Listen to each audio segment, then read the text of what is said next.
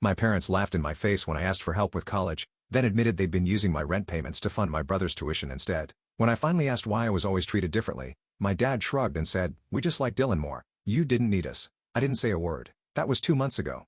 This morning, he watched Dylan pack his bags without offering to help. My folks have always shown clear favoritism toward my little brother Dylan and never tried to hide which son they actually gave a damn about. I had to bust my butt at a grocery store to save up for my hit-up Honda while Dylan got handed a brand new Mazda for his 14th birthday just because. Same story with everything else, like gaming consoles and smartphones and designer clothes where I got hand-me-downs or nothing. They always told me to man up and stop whining and be the supportive big brother who celebrates his siblings' wins. Now I'm 18, taking a year off before starting at the local community college so I can work full-time at a warehouse. My parents straight up laughed in my face when I asked if they could chip in for my tuition expenses. But then last week, I overheard them in the kitchen discussing how they plan to cover every penny of Dylan's university costs when his time came. I pulled out my phone and hit record while hiding behind the wall, then walked in asking why Dylan gets his education paid for, but I don't. They had no clue I was filming when they said Dylan just needs more support than I do.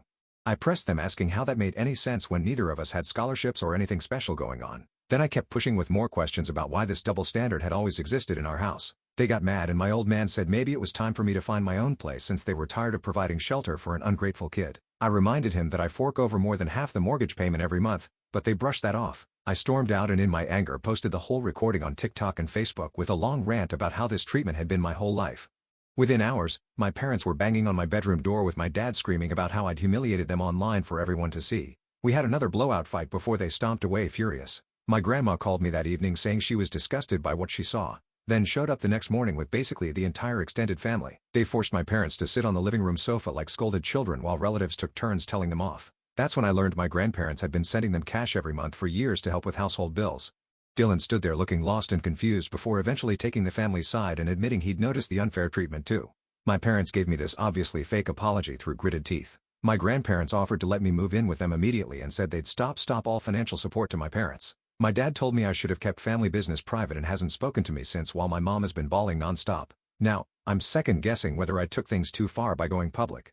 Update. I called my grandparents yesterday and told them I'd take them up on their offer to move in with them. While we talked, I asked about those monthly payments they'd been making to my parents all these years. Apparently, my mom had quit her office job to stay home full-time, and they started struggling financially. My grandparents stepped in, sending money each month to help with the mortgage plus extra that was supposed to go into college savings accounts for both Dylan and me equally.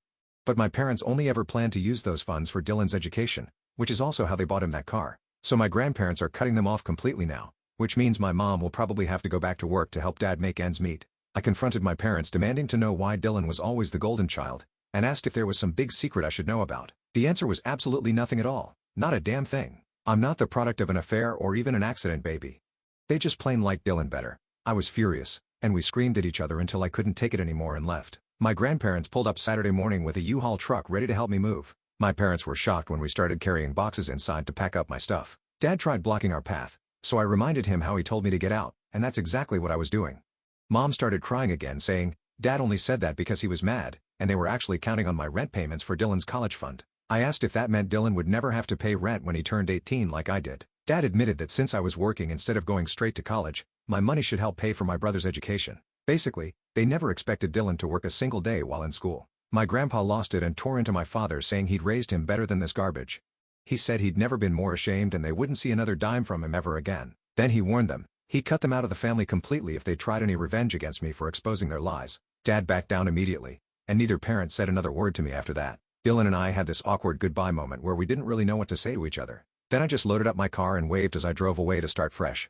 But right as I was settling into my new room at my grandparents' place, Dylan texted me a screenshot of our parents' joint bank account showing they'd been hiding a secret trust fund worth over $200,000 that was supposed to be split between us. I stared at that screenshot for what felt like hours, my hands shaking as I zoomed in to make sure I was reading those numbers right. $200,000 sitting in an account with both our names on it, and they'd never said a word. I immediately called Dylan back, and he picked up on the first ring. He explained how he'd been snooping through Dad's home office looking for his car insurance papers when he stumbled across bank statements stuffed in the back of a filing cabinet. The account had been opened when I was born with regular deposits from various family members over the years for birthdays, holidays, and special occasions. The most recent statement showed it had been sitting untouched for at least 5 years. I hung up and marched straight to my grandparents who were watching TV in their living room. When I showed them the screenshot, my grandma's face went white. She grabbed the remote and muted the television, then called my grandpa over from the kitchen. They exchanged this long look before my grandpa finally spoke up. Turns out they'd been contributing to that account since day one. thinking it would give both Dylan and me a solid start in life. Other relatives had pitched in too, believing the money would be split fairly when we each turned 18. My grandparents had specifically instructed my parents to use it for our education or to help us buy our first homes. My grandma got up and disappeared into their bedroom, returning with a thick folder full of receipts and bank records.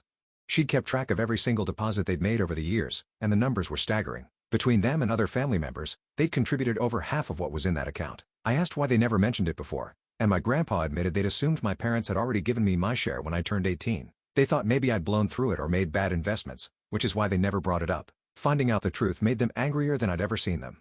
My grandma immediately started making phone calls to other relatives who'd contributed, putting them on speaker so I could hear their reactions. My great-aunt screamed so loud, I had to hold the phone away from my ear. My uncle threatened to drive over and handle things himself. Every single person felt betrayed and demanded answers. While my grandma worked through her contact list, my grandpa pulled me aside and asked if I wanted to pursue legal action. He said what my parents did was theft, plain and simple, and we had enough evidence to take them to court. But I hesitated, thinking about how that would affect Dylan and tear our family apart even more. Instead, I decided to give my parents one chance to make things right. I texted them saying I knew about the trust fund, and they had 24 hours to transfer my half, or I'd let every family member know exactly what they'd done. Then I turned off my phone and tried to get some sleep, though I mostly just stared at the ceiling. The next morning, I woke up to 57 missed calls and twice as many texts. Most were from my parents, but Dylan had been trying to reach me too. When I finally called him back, he said our parents had been up all night fighting about what to do. Mom wanted to transfer the money immediately, but Dad kept insisting they needed it for Dylan's education. Dylan surprised me by saying he didn't want money that was stolen from me.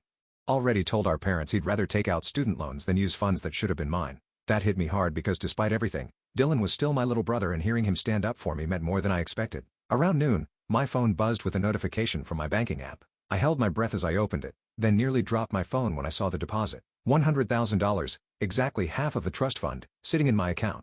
A text from my mom followed immediately, begging me not to tell the rest of the family, but I'd already made up my mind. I screenshot the deposit and sent it to our family group chat, along with a message explaining everything. I made it clear that while they'd finally given me my share, it only happened because they got caught. The responses came flooding in within minutes, and none of them were pretty. My grandparents decided to host an emergency family meeting that evening. They specifically uninvited my parents, but made sure Dylan could come if he wanted. He showed up looking exhausted, and we sat together on the couch while relatives filled my grandparents' living room. The meeting was intense. Family members shared story after story about money they'd given my parents over the years, thinking it was for both kids. My great-uncle revealed he'd paid for what he thought were family vacations, only to learn I'd been left with neighbors while my parents took Dylan to Disney World. My aunt mentioned birthday checks that never made it to me. Dylan looked sick as he heard all this. He turned to me at one point and whispered that he had no idea, and I believed him. He was just a kid who got showered with gifts and attention. How was he supposed to know it came at my expense? My grandpa stood up and made an announcement that shocked everyone. He said he'd already contacted his lawyer about removing my parents from his will entirely. Everything would now be split between Dylan and me, skipping our parents completely. Other relatives started nodding and saying they'd do the same. After the meeting, Dylan asked if we could talk privately. We went out to my grandparents' back porch, and he broke down crying. He apologized over and over, saying he wished he'd noticed sooner and done something about it. I told him it wasn't his fault, and I meant it. He then dropped another bombshell. He said he'd been going through more of our parents' files and found emails between them discussing their plan. Apparently, they'd decided years ago that I was too independent and would be fine on my own, while Dylan needed more support. They'd convinced themselves they were doing the right thing by investing everything in him. I asked Dylan what he planned to do now, and he said he wasn't sure. He didn't want to live with our parents anymore, but wasn't 18 yet. My grandparents must have been listening because they came outside and offered to let him move in too. They had plenty of room and would make sure he finished high school properly. The next few days were a whirlwind. Dylan moved his stuff in while our parents watched from the doorway, not saying a word. Dad looked defeated while Mom just cried. Neither of them tried to stop him or apologize again. They knew they'd lost both their sons and their entire extended family's support. My grandparents helped me figure out what to do with the money. We opened investment accounts and met with financial advisors to make sure I'd be set for college and beyond. It felt surreal having that kind of security after years of scraping by. Dylan and I started building a real relationship for the first time. Without our parents' toxic influence, we could just be brothers. We played video games, went to movies, and had actual conversations about our lives. He told me about the pressure he'd felt being the golden child, always worried about disappointing them. Word got around our hometown about what happened. People who'd known our family for years started reaching out with their own stories about witnessing the favoritism. My old boss from the grocery store called to say he'd always wondered why my parents never came to my work events while showing up for every single one of Dylan's activities. The situation with our parents reached a breaking point when they showed up at my grandparents' house demanding to see us. My grandpa met them at the door and told them they weren't welcome. Dad tried to push past him, but my grandpa stood firm. That's when my dad said something that explained everything. He admitted that when I was born, he wasn't ready to be a father. He'd been 22, working construction, and felt trapped. By the time Dylan came along 4 years later, he'd settled into family life and was excited about having a kid. So Dylan got the father he'd always wanted to be, while I got the resentful version who saw me as the reason his youth ended. Mom didn't have any excuse, except that she'd followed Dad's lead. She'd seen how he treated us differently, and instead of standing up for me, she joined in. She said she regretted it now, but the damage was done. My grandpa told them to leave and not come back until they'd gotten therapy and made real changes. That night, I couldn't sleep. Everything finally made sense, but it didn't make it hurt less.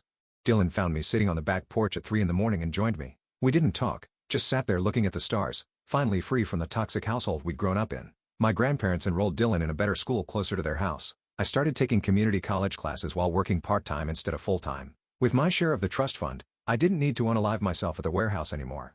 I could actually focus on my education and future. The family group chat became our new way of staying connected.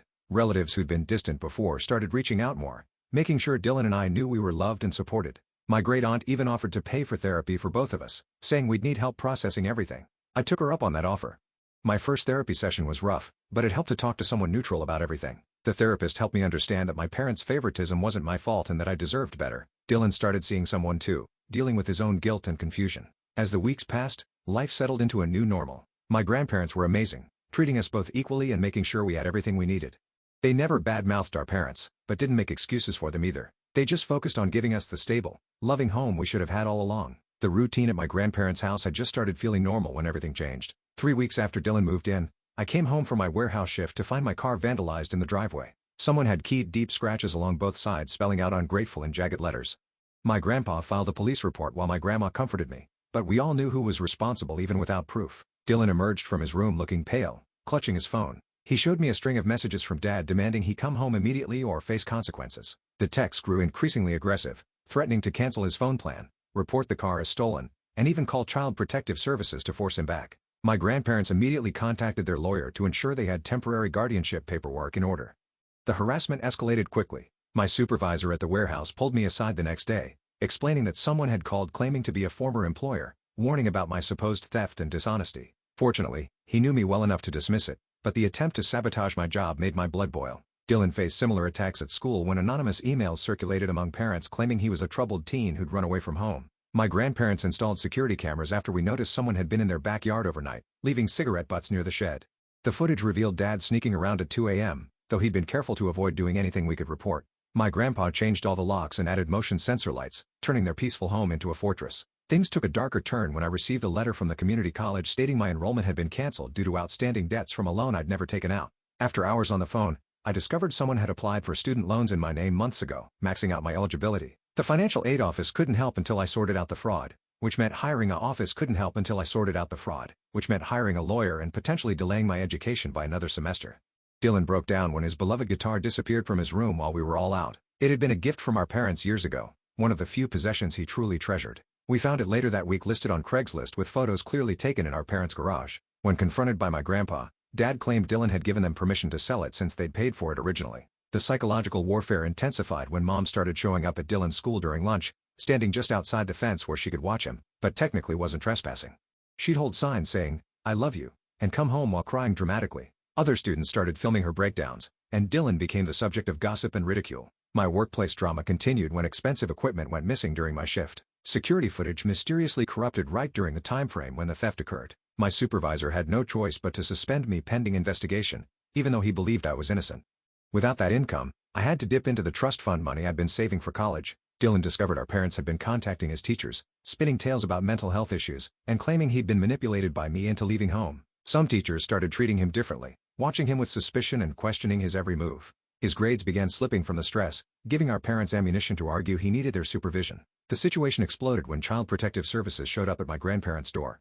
Our parents had filed a report claiming elderly abuse and neglect, alleging that Dylan and I were taking advantage of vulnerable seniors. The social worker quickly realized the claims were baseless, but the investigation process meant multiple visits, interviews, and paperwork that exhausted my grandparents. During one particularly bad week, I woke up to find my bank account frozen. The bank claimed suspicious activity and needed verification that could take days to resolve. Without access to my money, I couldn't help with groceries or gas, making me feel like a burden despite my grandparents' reassurances. Dylan's debit card stopped working the same day, leaving us both financially crippled. My grandma's health started suffering from the constant stress. She developed migraines and high blood pressure, requiring medication and frequent doctor visits. Watching her deteriorate because of our parents' actions filled me with rage. Dylan blamed himself, offering to return home if it would make the harassment stop, but my grandparents wouldn't hear of it. The legal bills mounted as we fought the false student loan, dealt with CPS investigations, and pursued restraining orders. My grandparents' retirement savings took a hit, though they never complained. The lawyer warned us that without concrete proof of harassment, getting protection would be difficult. Our parents had been careful to stay just within legal boundaries. Everything came to a head when I returned from a job interview to find our parents in my grandparents' living room. They'd convinced a locksmith they were locked out of their elderly parents' home and needed emergency access. My grandma was trembling in her chair while my grandpa stood protectively beside her. Our parents were rifling through drawers, claiming they were looking for their important documents. I immediately called the police while Dylan filmed everything on his phone. Dad grabbed for the phone, causing Dylan to stumble backward into a bookshelf. Mom shrieked that we were assaulting them, playing victim for the arriving officers. The scene was chaos, with everyone talking over each other and accusations flying. The police separated us for questioning. Our parents spun a tale about concerned parents trying to retrieve personal property from a home they'd lived in during hard times. They claimed my grandparents were being manipulated by us and weren't thinking clearly. The officers seemed skeptical, but said it was a civil matter without clear criminal activity. After the police left, we discovered the real reason for their break-in. Several financial documents were missing, including records of the trust fund deposits and my grandparents' will. Dad had also taken Dylan's birth certificate and social security card, documents needed for school enrollment. The violation of our safe space left everyone shaken. My job interview that day had gone well until the manager received a call during our meeting. His expression changed as he listened. Then he apologetically informed me they'd received concerning information about my character and couldn't proceed with hiring. Another opportunity destroyed by our parents' interference. Dylan's breaking point came when his best friend stopped talking to him. The friend's parents had received anonymous messages warning them about Dylan's dangerous family situation and forbidding contact. Years of friendship ended because our parents couldn't accept losing control. Dylan spent that night sobbing in his room while I felt helpless to comfort him. My grandparents called another family meeting, this time including their lawyer. We needed a coordinated response to the escalating harassment. Relatives shared their own experiences of recent manipulation attempts, including sob story calls, asking for money, and false claims about my grandparents' declining mental state. Our parents had been systematically trying to turn the family against us. The lawyer outlined our options, none of them great. Restraining orders required proof of threats or violence. The identity theft case could take months to resolve. The CPS investigation would continue until formally closed. Meanwhile, our parents remained free to continue their campaign of destruction, always careful to avoid crossing legal lines. I made the difficult decision to withdraw from community college enrollment entirely rather than start late with the financial aid mess. Another semester of my life derailed by their actions. The trust fund money wouldn't last forever, especially with legal fees eating into it. My future felt increasingly uncertain. Dylan's school performance tanked as the harassment continued. Teachers who'd once praised him now viewed him with suspicion. His guidance counselor suggested he might benefit from returning to a stable home environment, clearly influenced by our parents' campaign. We had to fight to keep him enrolled, providing documentation of the temporary guardianship at every turn. The next escalation came through social media. Fake accounts using our names appeared on various platforms, posting inflammatory content, and sending inappropriate messages to family members and Dylan's classmates. Despite reporting them, new accounts popped up faster than platforms could remove them. Our reputation suffered as people questioned what was real. I finally found a new job at a different warehouse, only to lose it within a week when my new employer received threatening legal notices about hiring someone under investigation for fraud. The letters were vague enough to avoid libel, but serious enough to spook a small business owner. My parents had effectively made me unemployable in our town. Dylan considered dropping out of school to get his GED instead. The daily humiliation of Mom's lunchtime vigils and the social isolation had become unbearable. My grandparents fought against this, knowing it would derail his college prospects, but we were running out of options to protect him from the psychological torture. The war reached our doorstep again when we woke to find our mailbox destroyed and mail scattered across the lawn. Important letters were missing, including correspondence from lawyers and bills. We started using a post office box, adding another layer of inconvenience to our disrupted lives. Every normal activity became complicated. My grandpa's health declined next. The stress triggered a mild heart episode requiring hospitalization. Watching him in that hospital bed, looking fragile and worn down, I felt the full weight of what our presence had cost them. Dylan and I discussed whether we should leave to protect them, but my grandpa gripped my hand and made me promise we'd stay. The financial manipulation continued when our parents somehow convinced Dylan's auto insurance company that they were the primary policyholders. They canceled his coverage without warning, leaving him unable to drive legally. Getting new insurance required proving ownership of the car. Difficult when our parents had kept the title documents during the break-in. I discovered they'd also been calling my references from job applications, posing as potential employers conducting background checks. They'd plant seeds of doubt about my reliability and honesty, ensuring I'd never get positive recommendations. My network of professional contacts, carefully built over years of hard work, crumbled under their assault. The situation with Dylan's school reached crisis point when the principal called a meeting. The accumulated complaints, concerns from teachers, and ongoing disruptions from Mom's presence made Dylan's continued enrollment problematic. They suggested a transfer to a different school district, which would mean a long commute or finding somewhere else to live. My grandparents' neighbors started avoiding us after receiving anonymous letters warning about the dangerous situation next door. People who'd been friendly for decades now crossed the street to avoid conversation. The isolation added another layer of pain to our already difficult situation. Our parents had poisoned every aspect of our lives. During a particularly dark moment, I considered giving up entirely. Maybe if I disappeared, took my trust fund money, and started fresh somewhere far away, the harassment would stop. Dylan could return home. My grandparents could have peace, and I could build a life free from this toxicity. But I couldn't abandon my brother or the grandparents who'd sacrificed so much. The next phase involved financial warfare. Our parents filed claims with credit agencies disputing various accounts, causing chaos with our credit reports. They reported the trust fund transfer as fraudulent, triggering investigations that froze portions of the money. Every financial institution treated us with suspicion, making simple transactions complicated ordeals. Dylan's mental health deteriorated visibly. He stopped eating properly, rarely left his room except for school, and jumped at every unexpected noise. The confident kid who'd once stood up to our parents had been systematically broken down. Therapy helped, but couldn't undo the daily damage inflicted by their campaign. I managed to secure cash-only work doing manual labor for a construction company. The pay was terrible and conditions harsh, but it was income our parents couldn't sabotage. Every dollar went toward household expenses and legal fees. The trust fund money I'd hoped would secure my education instead funded our survival. Our parents' masterstroke came when they filed for emergency custody of Dylan, claiming my grandparents were unfit guardians. The court documents painted a picture of elderly people manipulated by a vindictive older grandson, unable to provide proper supervision for a troubled teen. The legal battle would be expensive and emotionally draining, exactly what they'd intended. My grandma collapsed during dinner one evening, overwhelmed by stress and exhaustion. The ambulance ride to the hospital remains a blur of fear and guilt. As doctors worked to stabilize her, I sat in the waiting room wondering how much more damage our presence would cause. Dylan hadn't spoken a word since we'd arrived, staring blankly at the floor. The custody hearing loomed while my grandma recovered. Our lawyer prepared us for the worst, explaining that courts often favored biological parents unless serious abuse could be proven. Our evidence of harassment looked circumstantial without direct threats or violence. The judge might order Dylan's return home despite everything. I spent sleepless nights preparing for the hearing, gathering every piece of evidence we'd collected: bank statements showing the stolen trust fund, emails documenting the favoritism, recordings of their admission that they simply liked Dylan better.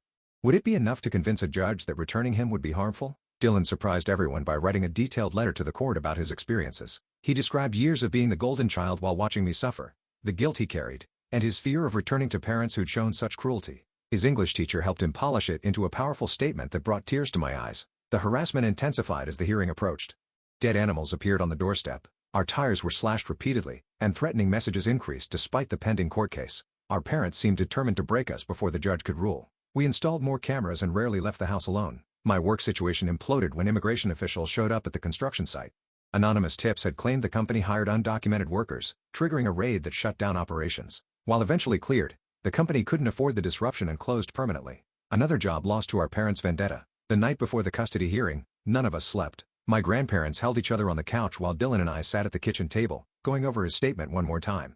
We'd done everything possible to prepare, but the outcome remained uncertain. Our entire future hinged on a judge's decision about where Dylan belonged. Morning arrived too quickly. We dressed carefully, trying to project stability and responsibility. My grandma insisted on attending despite doctor's orders for rest.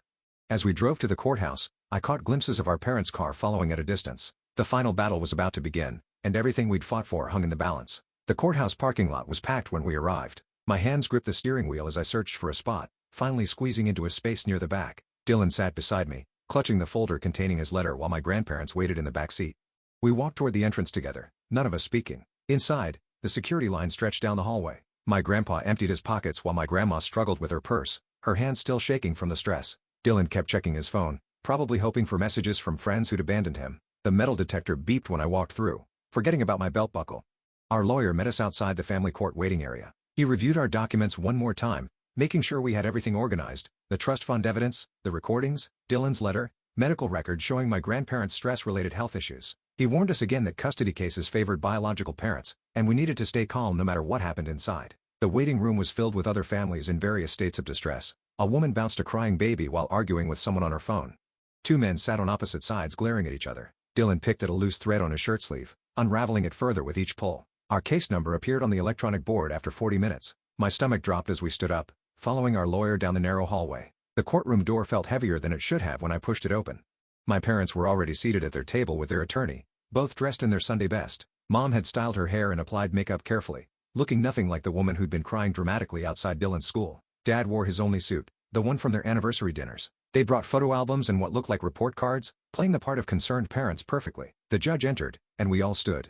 She was younger than I expected, with tired eyes that suggested she'd seen too many family disputes. After reviewing the case summary, she asked both lawyers to present opening statements. Our parents' attorney went first, painting them as loving parents desperate to reunite their family. He claimed my grandparents were elderly and overwhelmed. That I was a bitter older son poisoning Dylan against his fund was explained away as money being saved for both children's futures. The harassment we'd endured was reframed as concerned parents trying to check on their son's welfare. Our lawyer countered with facts. The trust fund transfers that only happened after exposure, the recorded admission of favoritism, the pattern of harassment that had cost me multiple jobs and nearly destroyed Dylan's education. He presented evidence methodically, building our case piece by piece. The judge called my parents to testify first. Mom spoke softly about how much she missed Dylan, dabbing at her eyes with a tissue. She claimed the favoritism was all a misunderstanding, that she loved both her sons equally. Dad testified about working hard to provide for his family, insisting the trust fund was always meant for both of us. Their lawyer asked leading questions designed to make them seem sympathetic. Had they made mistakes? Of course, what parent hadn't? Were they willing to attend family counseling? Absolutely. Anything to heal their family. The performance was convincing if you didn't know the truth. Cross-examination revealed cracks in their story. Our lawyer asked why Dylan received a car at 14 while I worked to buy my own. Why I paid rent at 18 while they planned for Dylan to live free through college. Why the trust fund transfer only happened after I threatened exposure. Their answers grew defensive and contradictory. My grandparents testified next. My grandpa's voice stayed steady as he described finding out their financial support had been misused. My grandma broke down describing the harassment, the stress that had landed her in the hospital. She pulled out her medication bottles, showing the judge what our parents' campaign had cost her health. The judge asked pointed questions about their ability to care for Dylan. Could they handle a teenager's needs at their age?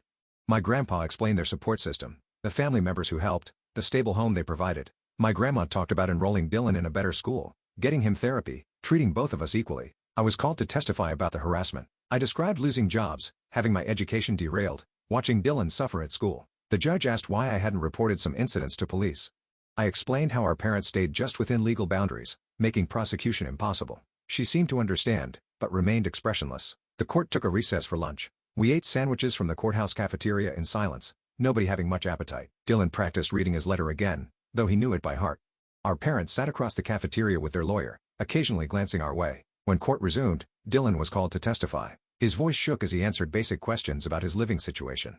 The judge asked if he felt safe with our grandparents, if his needs were being met. He nodded, adding details about having his own room, regular meals, help with homework. Our parents' lawyer tried to shake him during cross-examination. Wasn't he angry about leaving his childhood home? Didn't he miss his parents? Dylan stayed strong, explaining he missed the parents he thought he had, not the ones who'd stolen from his brother and destroyed their family. The judge asked Dylan to read his letter. The courtroom fell silent as he described growing up as the favored child, slowly realizing the cost of that favoritism. He talked about watching me work multiple jobs while he got handed everything. The guilt of benefiting from my suffering. His fear of returning to parents who could be so cruel. His voice cracked when he reached the part about our relationship. How we'd barely known each other growing up, because our parents had driven a wedge between us. How living with our grandparents had given us the chance to actually be brothers. He looked directly at our parents when he said he couldn't go back to a home built on lies and manipulation. Mom started crying loudly, but it felt performative after Dylan's genuine emotion. Dad's jaw clenched as he stared at the table. Their lawyer requested a brief recess to confer with his clients, but the judge denied it, saying we needed to proceed. Character witnesses testified next. Dylan's teacher described the disruption caused by Mom's lunchtime vigils. My former supervisor explained the suspicious calls about my character that had forced my suspension. A social worker testified that the elderly abuse allegations against my grandparents were completely unfounded. Our parents' witnesses were less impressive. A neighbor who barely knew us testified they seemed like good parents from what she'd observed. Their pastor admitted he hadn't seen them in months, but spoke about their past church attendance. Nobody could testify to recent positive parenting because there wasn't any. The lawyers made closing arguments as the afternoon wore on. Our parents' attorney pleaded for family reunification. Afternoon wore on. Our parents' attorney pleaded for family reunification, suggesting supervised visits as a compromise. Our lawyer emphasized the pattern of harassment, the financial theft, the admission of favoritism. He argued returning Dylan would cause irreparable harm. The judge announced she would review the evidence and issue her decision within the week. Court was adjourned, and we all stood as she left. The walk back through the courthouse felt longer than the morning arrival. Nobody spoke in the elevator or the parking lot. My parents tried to approach Dylan outside, but our lawyer stepped between them. Dad shouted something about this not being over. Mom wailed about missing her baby. Dylan didn't look back as we walked to the car, though I saw his shoulders shaking. The drive home was quiet, except for the radio playing softly. My grandma reached over to squeeze Dylan's hand. My grandpa stared out the window at passing traffic. I focused on the road, trying not to think about what would happen if the judge ruled against us. That evening, relatives called constantly for updates. My grandma fielded most calls while Dylan and I sat on the back porch. He asked what would happen if he had to go back. I promised we'd figure something out, though I had no idea what that might be. The week of waiting was torture. Dylan barely ate, pushing food around his plate at dinner. I couldn't focus on my community college coursework, reading the same paragraph over and over. My grandparents tried to maintain normal routines, but tension filled every room. Our lawyer called Thursday afternoon. The judge had reached her decision, and we needed to be in court Friday morning. He couldn't tell us the outcome over the phone, but his tone gave nothing away. Another sleepless night followed, all of us pretending to rest while staring at our ceilings. Friday morning came too fast and too slow simultaneously. We dressed carefully again, as if our appearance might somehow influence an already made decision. The drive to court was silent, each of us lost in our own fears about what awaited us. The courtroom was less crowded this time. My parents sat rigidly at their table, their lawyer whispering last-minute advice. We took our seats, and I noticed Mom's hands trembling as she clutched Dad's arm. The bailiff called for order as the judge entered. She began by summarizing the case, acknowledging the complexity of family dynamics. She noted that while parents generally have fundamental rights to their children, those rights weren't absolute when the child's welfare was at stake. My heart pounded as she continued through legal precedents and findings of fact. The judge found that my parents had engaged in a pattern of harassment that disrupted Dylan's education and stability. She cited the false reports to employers, the school disruptions, the property damage. She noted their admission of favoritism and the financial misconduct with the trust fund. Regarding my grandparents' fitness as guardians, she found them fully capable despite their age. She commended their efforts to provide stability, education, and equal treatment. The medical documentation showed their health issues stemmed from my parents' harassment, not inability to provide care. The ruling came swift and clear. Temporary guardianship would remain with my grandparents until Dylan turned 18. My parents would have supervised visitation once monthly, contingent on completing anger management and family therapy. Any further harassment would result in criminal charges and permanent loss of custody rights. Mom collapsed sobbing while Dad slammed his fist on the table. Their lawyer quickly ushered them out as they shouted about appeals and injustice. Dylan sagged with relief beside me, tears streaming down his face. My grandparents held each other, finally able to breathe. Our lawyer explained the next steps. My parents had 30 days to begin therapy if they wanted visitation rights. The restraining orders we'd requested were granted, prohibiting them from coming near our home, schools, or workplaces. Any violation would mean immediate arrest. We left the courthouse differently than we'd entered. Dylan walked taller, no longer hunched with fear. My grandparents moved easier. The weight of uncertainty lifted. I felt something between exhaustion and elation, knowing we'd won, but understanding the cost. The next morning, I woke without the usual dread. My grandma was making pancakes, humming in the kitchen. Dylan actually smiled at breakfast, talking about rejoining the school band now that he could focus. My grandpa read the newspaper without the tension that had lived in his shoulders for months. I returned to my warehouse job the following week, my supervisor welcoming me back warmly. Dylan's grades started improving once the daily disruptions my grandparents' health stabilized without constant stress. We began building the life we should have always had.